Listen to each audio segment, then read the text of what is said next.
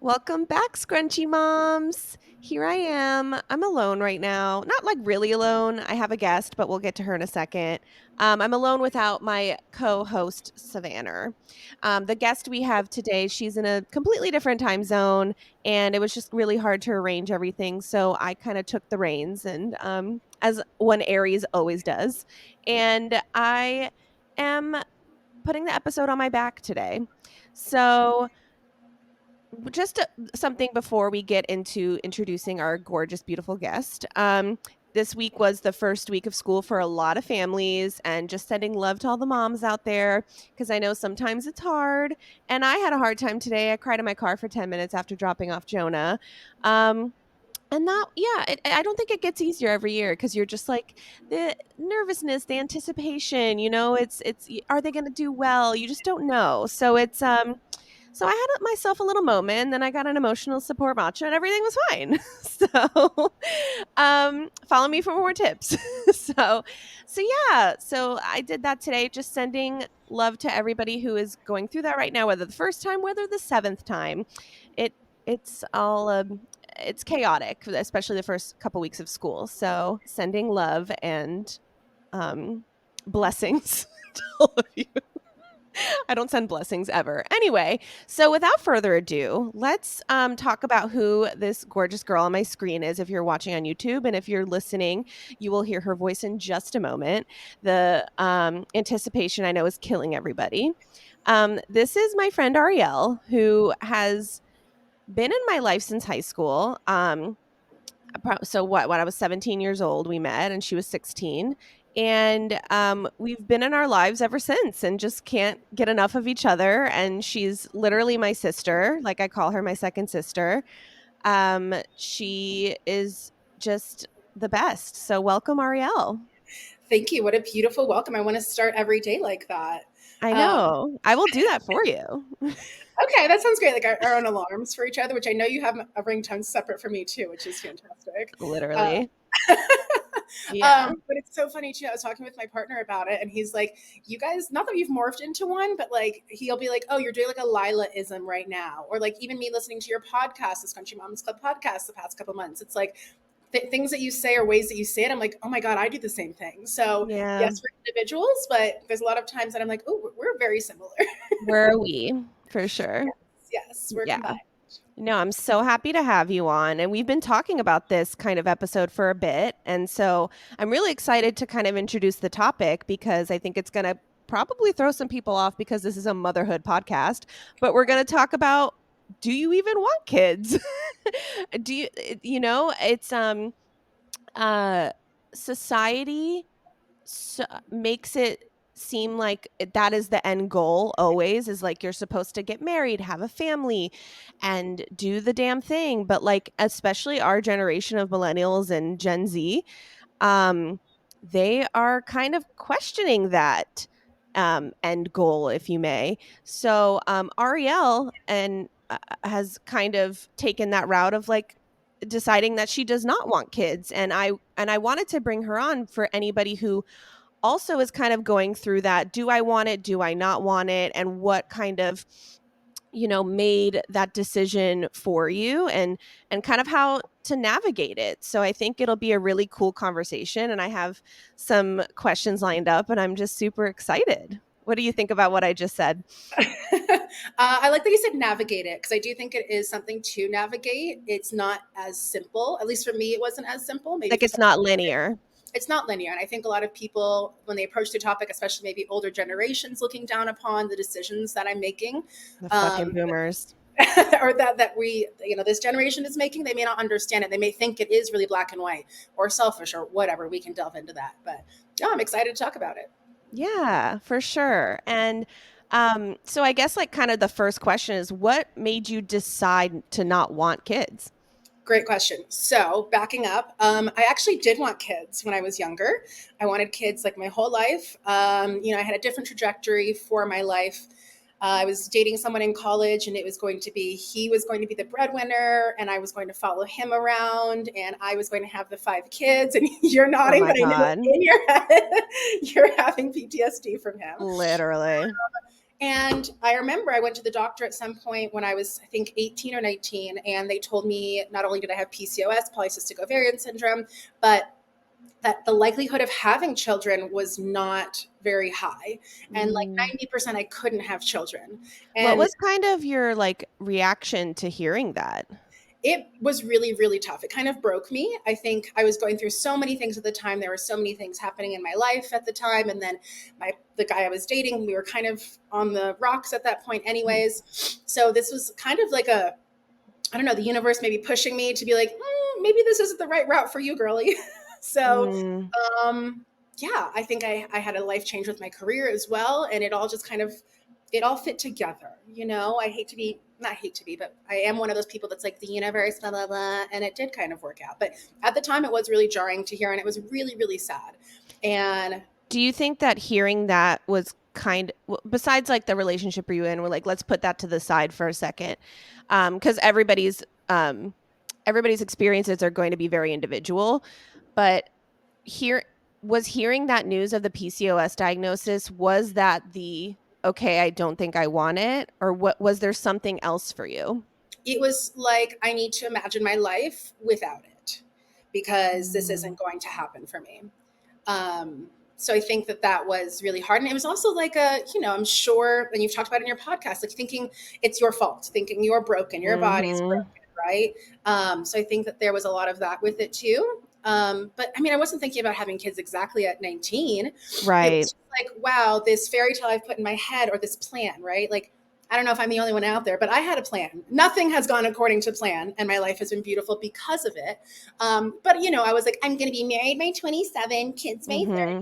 blah, blah, blah. Every woman has that Yeah, plan. exactly. Yeah, literally. I thought I would be 25 having kids. Was I mistaken? And life has a different plan for you, and that's fine. And it just, I think, we also weren't talking about that 10 years ago. Like, yes, our inner No. circle might have been, but oh my God, with my friendships, even with strangers on the street, I will tell them anything. Like nowadays, I think we're so open to having discussions about our inner workings and our what's happening in our lives. So back then, I think I felt maybe a little bit alone with it. Right. Yeah, because even like 15 years ago, we weren't having these conversations about even like infertility and like how much that's been, and PCOS, and actually how freaking common it is, you know? Yeah. Wasn't it didn't your mom have PCOS and then she ended up having you and you were like the miracle child? Yes, exactly. So I mean, I just went to the gyno last week and was told I no longer have PCOS. So I mean, Ah, that's so there fucked. it is, and that I'm actually very fertile. So that was a really fun twist, also. I know, and then I told you you should be my surrogate because, And I like, was like, you got a maybe primetime uterus, let's go. let's really solidify our friendship even further. Yeah, let me inseminate you, babe. If anyone were to do it, it would be you. Though Thank you so much. I love a little redhead baby. That'd be cute. No, but it's mine, it's not yours. Shh. We'll get to that in the legal parts. Right. um, So you, with the diagnosis, then you were that kind of was where you were like, I need to envision myself not having. But then I feel like over the years, and correct me if I'm wrong, that just kind of became your mentality and you just kind of stuck with it. You decided pretty early on. And what, like, and you're in relationships with people and things like that, has it been kind of hard to, I know you're in a relationship right now, but when you in your 20s and early 30s and all that, was it hard to navigate that conversation with potential partners of like, hey, I don't want kids, or how did you approach it? That's a great question. So I date men and women, and I think the conversation with women never really came up, so that was easy. Right, right. It really wasn't something that came up often. With men, I approached it. I mean, I kind of was having fun for a while. I wasn't like seriously dating, but I've always been a really upfront and honest person. So when I was seriously dating, it was something I put in the forefront. And I felt like I was one of the only people I knew who was dating, who was having these conversations and saying that upfront. Kind of like, I don't want to waste my time or your time. I've met a lot of really, really amazing people. I've dated a lot of amazing people. But when it comes down to it, like they wanted kids and I didn't, or Mhm. they were And like, and maybe that's kids. and that's basically a deal breaker a lot of the time, yeah? It is. And I think everyone has a deal breaker. For some people, it's like, oh, politics. For others, Mhm. it's like finances, like how you spend your money. I can't deal with Right. you being a heavy spender, or I can't deal with you being so frugal. Religion is obviously a huge contender for that. I mean, there's so many Right. things. For me, mine is children. Mine's always been, if you want kids, this is never going to work out because I'm never going to change. Yeah, there's always gonna be and then there's gonna be that constant resentment between the two of you, and then it just doesn't get solved. So, and I feel like you hear so much about that, where like a lot of the time couples get divorced because of that difference in wanting children versus not, and they think, oh, I can change him, or vice versa, and then like, guess what? 10 years or 12 years have passed, and you Yeah. haven't changed them. So Or you end up yeah, having a kid to please your partner, which I've met certain right. people who do that as well. And they end up being like, yes, of course, I love the kids, blah, blah, blah. But like, if I could redo it again, maybe It I wasn't would. what exactly what you wanted. Wasn't. Yeah.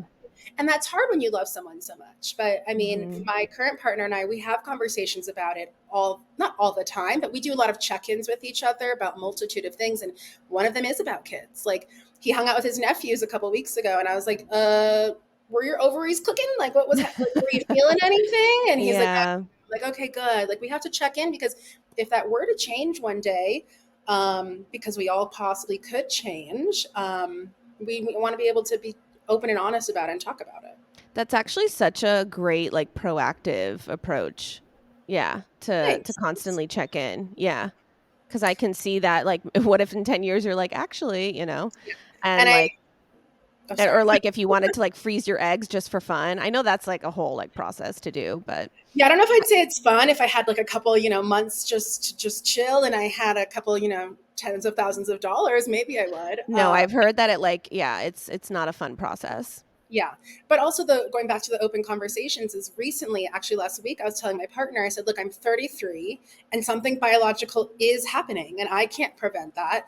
It doesn't mean I want children. It just means something is happening with my hormones, and it's telling me, like, when I see a kid, I don't get sad about it. I just get like a little bit of a mushy feeling, or maybe like a left out feeling, perhaps. You're Um, also like a human being, you know? Exactly, exactly. And my partner was like, "Does that mean you want kids?" And I'm like, "No, it doesn't mean that. I'm just letting you know biologically, from what I hear per the internet and doctors, when you turn Mm. 35, like that's the time when you're really raring to go." So, I mean, I think that's also something to talk about too. Is I'm going through some emotions with it, and it's probably more like I just want to hang out with Jonah and my friends' kids, but I know, you're the best auntie. Like, really, it's far so cute. abroad auntie. It's funny because the way Arielle is an auntie, like, she's very, like, matter of fact with kids. She does not do, like, the baby voice. She's very like, "Do you want a cookie? Okay, like, here it is. Like, stop crying. Are you Jonah, good?" your Like mother is. Do you see your mother right now? She is clearly busy. Can you relax for a second, Jonah? Okay, what do you like need? like, you don't do, like, the baby goo goo gaga, like, you're very like, even, like, newborn 'cause Arielle lived with me the first couple of months of of, Jonah's life, and you were it was very cute to see how you and actually, like, kids respond well to it because even our other friends' kids, like, they, it's really cute. You are a primetime auntie, so, Thank you, thank you. um, so now, like you were saying just a couple moments ago, that um, you see babies a lot. Especially in your 30s, all your friends are having kids, or like mostly all. How has that been to navigate for you? Like when like another person tells you they're pregnant, or like or just all like, how has that been for you? Great question. I think it's, of course, I'm very excited for my friends and families if and when that will happen. I think it's not a turning point for friendships, but it's definitely like something will change, and you know that. And it's kind of like a breath, and you like kind of constrict for a second, and it's like, what does this mean Mhm. for our friendship? Because I'm not gonna lie, we're all selfish. So sometimes, a lot of the times, your first thought is about yourself, and while you're Right. happy for your friend, you're like, what does this mean for our friendship? And I kind of didn't have that with you. I always knew we'd be fine. Like I always knew you'd I didn't know the type of mom you would be. You probably didn't even know the type of mom you were going to be. And I'm sure that shifts all the time. But I think it was like, you have some friends who things will change with them, whether that means they move. Some friends, I have a friend who moved to be closer to her family. So she left, like that's Right. our friendship. There's others who may not want to tell you about the things that they're going through, which is fine for them. But then that also puts a strain on your friendship too, because it's like, hey, we went from telling each other, the inner workings of our sex lives with our partners and, the ifs, ands, Right. buts. And now you're going through your own stuff with kids and you may not think I understand, or you may not want to talk about it because you're going through your own thing. So that can be really hard too. So, well, that's a kind of a really good point because sometimes you would feel like the friend who is a mother that you would feel like you wouldn't want to hear about those things, but you're kind of saying that like you do want to hear about it. Great question. I mean, I want to hear like the struggles and the stripes, and I want to be there for that person, and I want them to know Mm. that I will be there for them.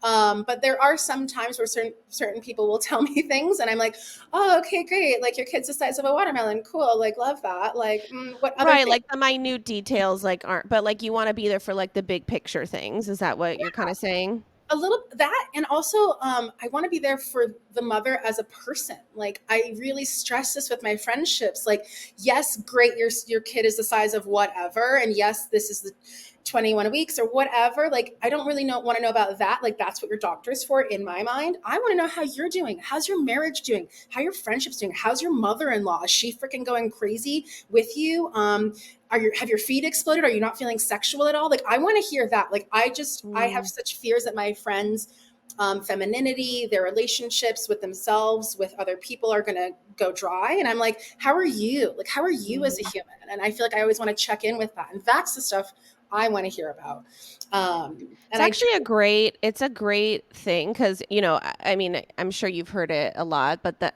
in pregnancy and motherhood and beyond, you really do forget about yourself because you're so worried about taking care of this tiny human. And so it is kind of nice to have a friend that's like, wait, like, okay, like it's great that Jonah's great, but like, what's going on with you? So that's really nice. I like that a lot. thank you. Thank you. I practice. So, no, I've always cared about my friends deeply. And Yeah. it's important that I don't want them to lose sight of that. And if they do, I think I need to just like take a breath and let them like go on their own journey, of course. Like it's not my journey, Well, but but also like for instance, you and I have been friends for 17 years, right? And we've seen each other through all of the trials and tribulations, ups and downs, etc. And our friendship has changed since I've been a mother, but I don't think it's fine that a friendship changes. I think yeah, that's also kind of a thing. Like you're supposed to change, you're supposed to evolve. You're not supposed to I'm not supposed to be the same girl I was at 17 years old. please Sorry. no, Like please no. I love you so much, but no, I've definitely matured a lot. we should not be who we were. I was such a little crackhead. Yeah, so it yeah, you're supposed to evolve and change and your friendships if they really are lasting like Yeah, amazing friendships, they will change but that won't affect it. So like I feel like with me and you for example, when this new transition in my life, we did like obviously I couldn't go to Europe with 2 weeks notice like we did like a few summers ago. You know what I mean? Like and like you still try to like be like let's go to Munich next week. Like let's go to, you still do and it's like really cute that you still like think of me like that, but I can't go to Munich next week. So yeah, I'll so sit Sam. It's fine. We can make it work.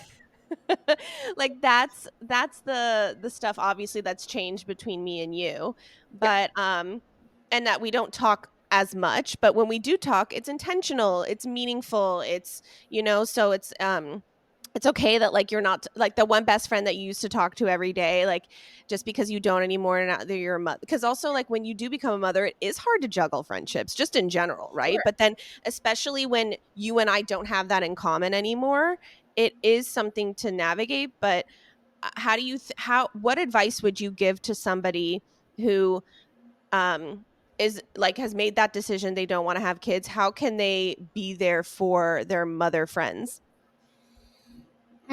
That's a good question. I think reaching out, in times that you think that they may not want to talk, just letting them know that you're there for them. I think a big turning point for our friendship was, in a good way, was when you said, in a very kind way, or maybe it was a sarcastic way, I don't remember, but you were like, I just need you to listen. I don't want you to give advice. And I think that was so important, not just for our friendship, for all my relationships. That was really important. But also treating that friendship like you would any other that's evolving and changing, right? So, yes, I don't want to single out my mother friends and be like, oh, our relationship has changed. It's all of your friends have growth, right? Like, I've got Right. friends who move abroad or don't move abroad or get married or I'm, Anything. anything, has a new job and they're working 80 hours a week and you don't hear from them. So like treating kind of motherhood like that, like I don't think it should be something that's like, Sorry, I keep don't, going. I don't think it should be something that's like, you know, damned and they have to be sitting in a corner and you have to really, really, I don't know. I'm trying to find the right words for it, No, but it that should actually that makes so much sense. It's yeah, anybody who's going through a life change. It's not just mothers, it's be just correct. anybody in general. Yeah, no, that totally makes sense. Yeah. Um because like well, do you feel like you have had friends that that this has been affected by like has have things changed sometimes for you with like your friends who have become mothers? Definitely. I think so. I think um and that's okay. Things change. There's definitely mothers out there or friends that I have who have kids and the topics change. And Mhm. it's again, I try to be like, how are you doing? How are you? And it goes back to the kids always. Which I do want to hear about them, but like, how are you as a human? You still Right. exist. And sometimes they forget to ask you how you're doing or they forget to check in on you. And, I'm going to revert to one of the Sex and the City episodes where Carrie buys all these gifts for her friends who's having a baby. And she loses her shoes at this party, whatever. And she demands like they give her money for the shoes. And they think it's outrageous. And she's like, look, I've calculated over the years between your weddings and all of your kids and all your celebrations how much I've spent on you. And it's like $1,500. And I'm asking for a pair of shoes that's $400. And the point I'm trying to make is that also happens is the celebrations get lost. I think once people become mothers or people become parents, let's just put that out there. Um, Mhm. it's expected to have celebrations for them, but there's also other things that should be celebrated, right? Like you get a new job or you move or a Right. new house or you broke up with that really fucking toxic boyfriend. I think those are something that's really important to celebrate. And I try really hard in my friendships to celebrate that. Like if a friend's like, I got a new job, like, let me send you flowers. Like that's really important too. And it's like, well, why did I get flowers? And I'm like, because that is an important milestone in your life. It's not just motherhood. And I don't love how our society is just really Mhm. divided and it's like you only celebrate these things. So the Well, advice yeah, would be kind of like what I said. Oh, sorry, go ahead. no. You go. No, but I was just saying, like we said in the beginning, society has this like expectation of you that these are the only things that make you a Yeah. fulfilled woman or man or family or that kind of stuff. So yes, you're saying that the other celebrations, I just bought a house, I just like those, that's a really fucking great milestone. Other things like that are getting overlooked because it's not that like cookie cutter like expected thing that you're supposed to do. Yeah. And so my advice also is for moms too. Like, yes, of course you have a lot on your plate. We all do, but also like look out for your friends who aren't having kids. Mhm.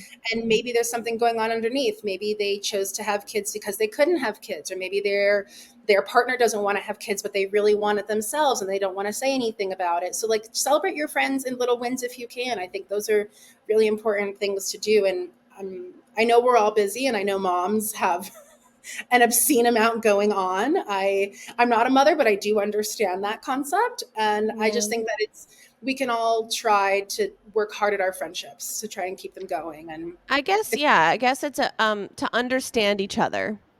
yeah, and Like it's like a try to chosen marriage. It's like you and yeah. I. There's nothing holding us together, Lila. Like if we think about it, there's nothing legal. There's no kids. There's no pets. There's no money involved in our friendship. The only thing holding us together is ourselves. Like we choose each other all the And time, now you your know? uterus. And I guess that would be it. Is that why you want my Just uterus? that's why I But keep you around. No, just for just that. That's kidding. fair. No, I mean that is fair. Yeah. No, friendship obviously takes work, and I think and I can speak for at least I think mothers in general, but it is harder to maintain friendships in general, even if it is another mother, yet alone with people who don't have kids. So and like can't relate and don't have that. So it's hard, and like you just said, it does take work, and I think also maybe just, like, on both sides not taking it personally, and just like because sometimes I won't talk to a friend for a while, and I'll just, like, send a text being like, "Hi, like, I've been underwater and I love you." Like, I think that that's great. right, like, that little text alone, sometimes, like, my friends will be like, "Oh, okay, like, you know me, you love me, like, everything's okay." So, I think even just, like, taking the time to do that does wonders. I love that. So I think that's a great example. And hey, if you have to copy and paste it to like 10 friends, that's fine. And there's also other times that you go underwater. You have a depression bout. I've been through it. that's I've got been friends that go through where you don't yep. want to text for a month and you've got 45 text messages in your inbox and it's like you can't be bothered. And I understand that. And it's I like, mean, yeah, when I just went through my miscarriage right now, I really didn't wanna talk to anybody, and that's something that's so unlike me. When I am sad, I usually only wanna reach out to everybody, so I think that was kind of hard for my friends to navigate too, being like, "Oh, like, this bitch doesn't wanna talk, like, this is weird." And I'm coming out of it. I'm not perfect right now, but I'm definitely better than I was a month or so ago, but, um, the navigating that kind of a yeah, loss with your friends too. I mean, I can't imagine what like how that I know like I know people in my life that have, but from your perspective, like how do you like how do you feel like you like it's just let's say with my miscarriage, right? Like what do you, how did you feel about that or what did you like, you know what I mean? no, that's Do you know what a I'm great trying to ask? question. I do know. Yeah. Like, how did it feel to be on the On other the other side side, with a right. friend looking in? And obviously, like I cried for you. I cried when you told me you were pregnant. I was like in the middle of Switzerland and I like pulled over to the side and I was just like sobbing. Like, I, you, again, those selfish feelings come up, which I'm working on, but it's like, how can I help? And me, maybe it's the Gemini in Yes. me. I don't know Well, what it is. Arielle is a very task-oriented human being, and if she can't do a task, she feels useless, and but I will say, like, with Jonah's heart surgery and us being in the hospital, this girl flew from where she lives, and she came to my house, and she took care of my house, like, you know what I mean? So, and those, like, tasks, help you. Yes. So Yes. the fact that you couldn't do a task really, like well, 'cause that's what I think I said it a little bit in my miscarriage episode that um, it must be so helpless for everybody because there is nothing you can say or do. Like literally like just time and like healing has to happen. That's exactly right. And you can't fast forward that. And I just texted you this thing on LinkedIn the other day. It was like a video and it was saying how grieving is not the 7 steps or whatever steps we thought it was. It's not Yeah. linear. It could be 2 steps, it could be one. And it's like, I've dealt with grief in my own life and I thought it was a specific way and it's not. And I do think the helpless thing is there, but it's not about me. And I think you definitely have to recalibrate, at least for someone like me who is someone who wants to help so badly. And it's the helping and I want to be useful, but it's also like I just want to take that pain away from you. And it seems it's clearly not possible. Like, duh, I fucking know that. But like in that moment, I'm like, you're my best friend, you're my sister. I love you so much. Like, how can I help and take care of this? And I took a step back and my partner was like, do you want to fly there? Like, what do you want to do? Do you want to help? And I was like, I think her and her husband need to work on this as a unit. And if she needs me, she'll let me know. Because we've come that in our friendship. If you need me, you'll let me know. And it's also like, you're an adult and I also need to back off. Like, I can't be your mother in a way. Like, I can't be everyone's mom, even though I want to be sometimes. Right. Yeah. No, that totally makes sense. So, yeah, because that was kind of like my last question of just like how do you remain friends with your friends who have kids and like if you had any tips, which I think you kind of went through of just like um sending the checking in text, trying to be empathetic and understanding of each other, right? Not just of the mother, but of, each other. Um, and yeah, I think this was a lovely conversation, unless you think you have something to add. I was going to add another thing. Yes. Yeah, Uh, please do. there's an actress, Jamila Jamil, and she is such a spokesperson Oh, for, she was on The Good Place. yes. And I she is love that show. a spokesperson for women who don't want to have children.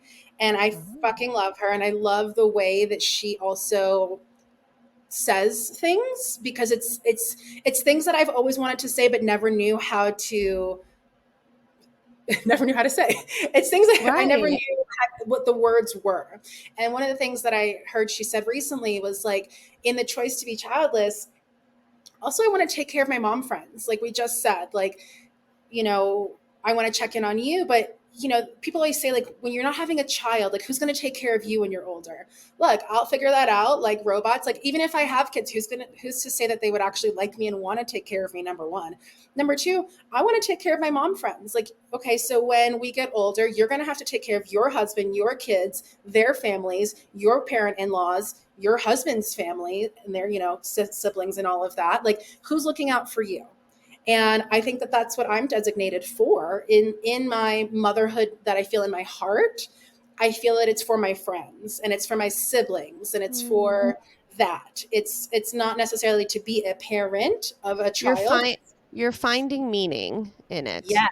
Yes, Yeah. finding meaning in it and finding a way to utilize that skill that I have, because so many people see me with children, and I hear this all the time, which is a really nice sentiment, but it's just like an awkward, weird thing to say. But everyone's always Mm. like, you're so good with kids, you're so great with them, Yeah. they love you, why don't you want to be a mom? And I'm like, okay, like I can also drive a car, but that doesn't mean I want to be in an F1 race. Like that Well, doesn't.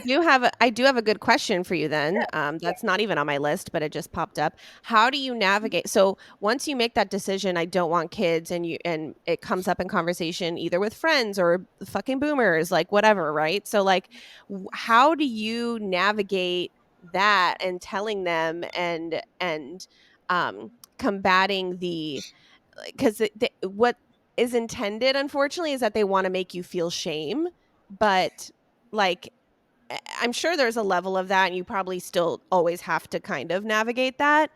But like yeah, how do you combat that? that's a great question. I think in my life I did have to tell certain people in a certain way, like my grandmother being Latina, like, and Jewish, like telling someone like your line is going to stop with you. Like I'm the only one on my mom's side who would be able to continue the family name or the You were family. you were the miracle child. Ugh, she hates that, but yes, sure. Accident, miracle child, whatever you want to call it. Sure, sure, sure. But I think having that talk with my grandmother was hard. Was like, hey, I don't want to have children. Like, how does that make you feel that you're not going to be a great grandmother? And she couldn't have cared less. And that was such a huge weight off of my shoulders, feeling like, and this is what's wild is that pressure was there without even anyone saying it, which means that societal Oh, pressure is society. there. My grandma never once really said, I can't wait to be a great grandmother. My mother never really said, I can't wait to be my grandmother. No one really said those things. Your mom pretends that she's Jonah's step. She calls herself Jonah's step grandmother, and I'm like, She I freaking don't know if was. like that's the word, but like Let her let's have call it. you. Yeah, sure. Shout out to Sandy and No, she her. has me. It's fine. Oh, yes, that works. But like, no one really ever said those things, but I just felt that weight always there. Right. And once I even talked about it, the weight came off. And I think there's also a thing with, okay, boomers or older generations, and they just say things to say things. And I'm kind of like, what do you mean when you say that? Like my dad will tell me, every now and then, I'm really sad you're not going to have kids, or not even that. He'll be like, when are you going to have kids? And I'm like, we've been over this. We've been, what's happening. You have three other kids. That's You their know what? job. They You can know what do he's that. doing? He's checking in because just like you have to do in your relationships, he's checking in like to see if like you'll Is change your that what it mind. is? Maybe that's what it is. And I haven't asked, but I'm like, I think he sees that I'm a good person. I have a good job, and in all, if you look at it on paper, I would make a great parent. And my partner and I do. I think we would make great parents. We are financially great. We've got great jobs. We kind of have our shit together in so many ways.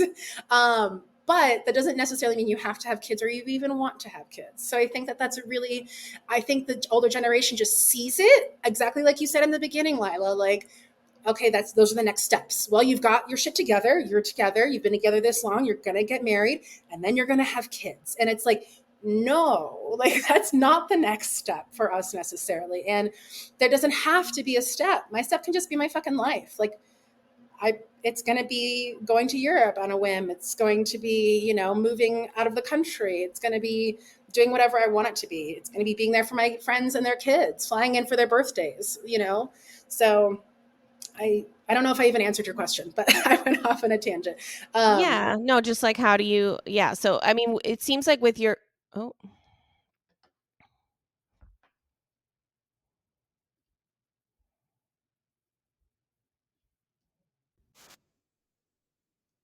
sorry.